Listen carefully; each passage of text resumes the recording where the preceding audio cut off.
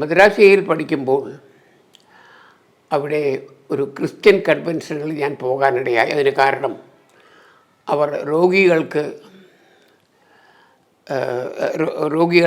വേണ്ടി പ്രാർത്ഥിച്ച് സൗഖ്യമാക്കുമെന്ന് പറഞ്ഞ് നോട്ടീസ് അടിച്ചു വിട്ടിരുന്നു. അങ്ങനെയാണ് ഞാൻ അവിടെ പോയത്.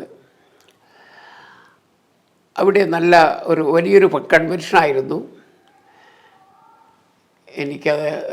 അത് വളരെ മുമ്പായതുകൊണ്ട് കുറച്ച് ഓർമ്മ കുറവുണ്ട്. അതൊരു പെൻറ്റിക്കോസ്റ്റൽ കൺവെൻഷനായിരുന്നു. അതിൽ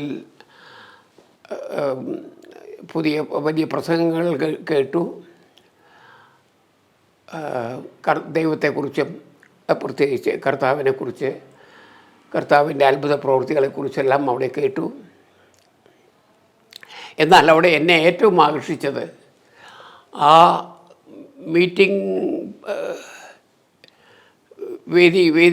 മീറ്റിംഗ് സ്ഥലത്ത് വെച്ചിരുന്ന ചില ബാനേഴ്സായിരുന്നു. അതിലൊന്ന്, അധ്വാനിക്കുന്നവരും ഭാരം ചുമക്കുന്നവരുമായുള്ളവരെ എൻ്റെ അടുക്കൽ വരുവിൻ, ഞാൻ നിങ്ങളെ ആശ്വസിപ്പിക്കും.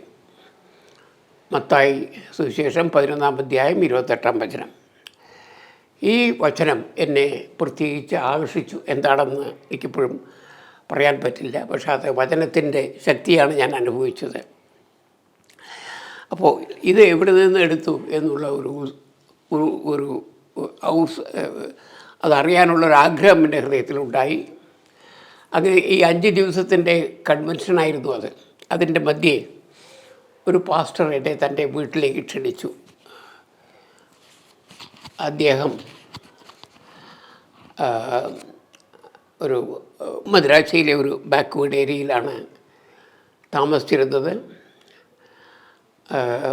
അവിടെ ഒരു ചെറിയ വീട്ടിൽ അവർ താമസിച്ചിരുന്നു. ഭാര്യയും 2 കുട്ടികളും ഉണ്ടായിരുന്നു. ഞായറാഴ്ച തോറും അവിടെ അവരുടെ വരാന്തയിൽ സഭ കൂടിയിരുന്നത്. 10-12 ആളുകളുണ്ടാവും. സഭയിൽ വരുന്നത് പാവപ്പെട്ടവരും അധികം വിദ്യാഭ്യാസമില്ലാത്തവരുമായിരുന്നു. ആദ്യം ഒരു 3 വർഷം, ഞാൻ MA പാസ്സായ ശേഷം 3 വർഷത്തോളം റെയിൽവേയിൽ ജോലി ചെയ്തു. അതിനുശേഷം ഒരു ടൈംസ് ഓഫ് ഇന്ത്യയിൽ ഒരു പത്രപ്രവർത്തകനായി ജോലി ചെയ്യുവാനുള്ള വലിയ അവസരം എനിക്ക് ലഭിച്ചു.